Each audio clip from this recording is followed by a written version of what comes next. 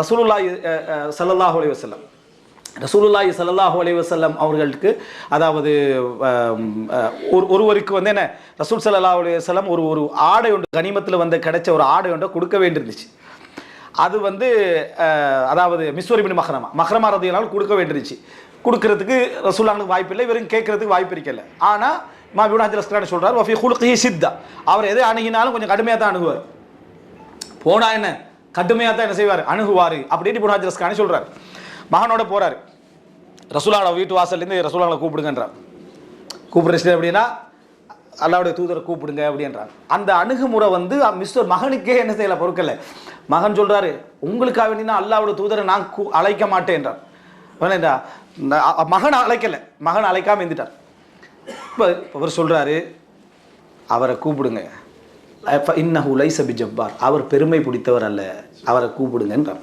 சுபஹானல்லாஹ், நீங்க நினைச்சு பாருங்க, இவர குணத்துல ஒரு கடுமை இருக்குது, ஆனா என்னது கடுமையை அனுசரிக்கின்றவர் இவர் என்று அவர் விளங்கி வச்சுக்கிறார்.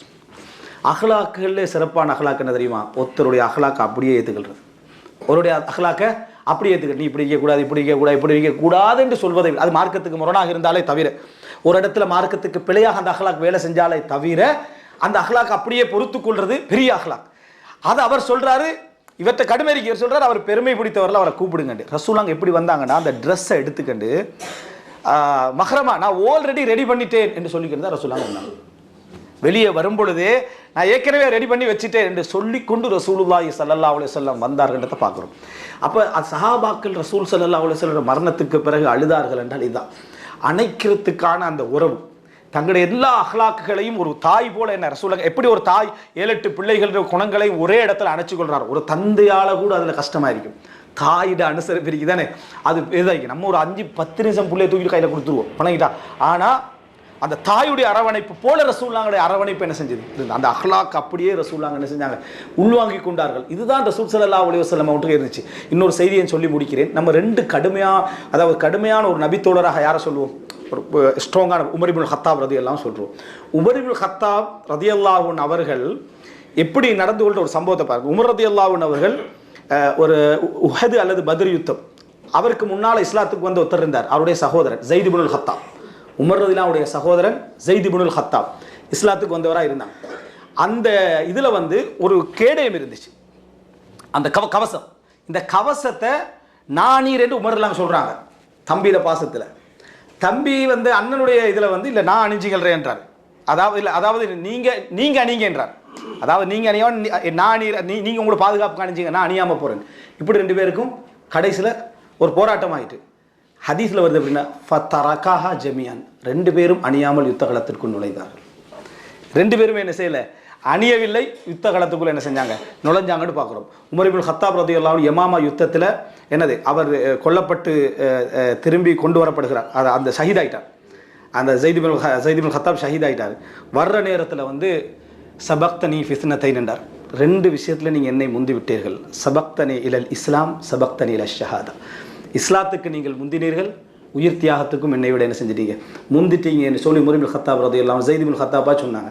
இந்த இடத்துல நான் சொல்ல வந்தது என்னென்னா, இதையும் தாண்டின ஒரு அஹ்லாக் என்னென்னா, அந்த நேரத்தில் மாலிக் இப்னு நுவைராவுடைய சகோதரன், தன்னுடைய சகோதரன் கொல்லப்பட்டுகிறார். மாலிக் இப்னு நுவைரா குஃபுரில் கொல்லப்பட்டுகிறார், இறை நிராகரிப்பில்.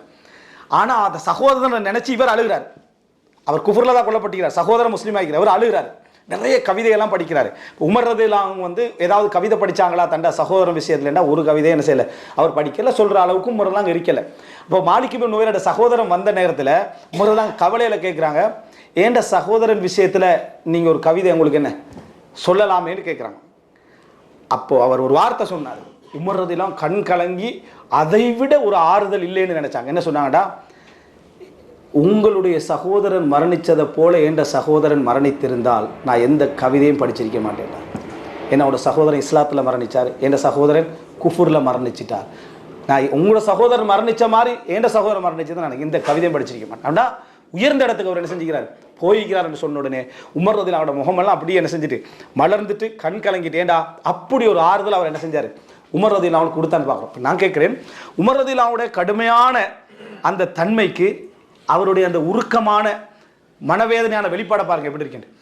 அதாவது இந்த அஹ்லாக் இருக்கு தானே, அதாவது ஒரு மனிதனுடைய அஹ்லாக்குக்கு மேலாக அதை அணைத்துக் கொள்ளக்கூடிய அஹ்லாக்குடைய அந்த பவர் தான் அஹ்லாக்கிலே சிறப்பான அஹ்லாக். அதைத்தான் இந்த வசனம் சொல்லுது.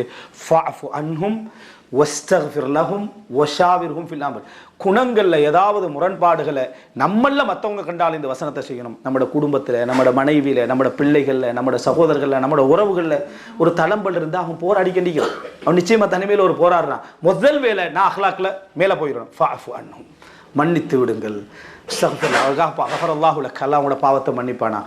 ஏதோ அடுத்த நாள் அதுக்கு அடுத்த நாள் ஏதோ வந்தாலும் ஒரு ஃபோன் பண்ணி ஒரு மஷூரா அவன்கிட்ட கேட்டுக்க. அவனோட அஹ்லாக்கை நீங்கள் மாற்றுறீங்க. இப்போ அவரோட அஹ்லாக்கை நீங்கள் மாற்றுறீங்க. எனவே அன்புள்ள சகோதரர்களே, இந்த அடிப்படையில் இந்த வசனத்தை சிறப்பாக புரிந்து அதை சிறப்பாக உள்வாங்கி அதை நடைமுறைப்படுத்தி நல்ல பண்பாட்டுள்ள சமுதாயமாக எமது சமுதாயத்தை நாமும் மாறி பிறரையும் மாற்றி அந்த வழியில் நம்ம அழைத்து செல்வதற்கான சூழ்நிலை அல்லாஹ் ரப்புல் ஆலமீன் அனைவருக்கும் தந்தருள் பாலிப்பானாக.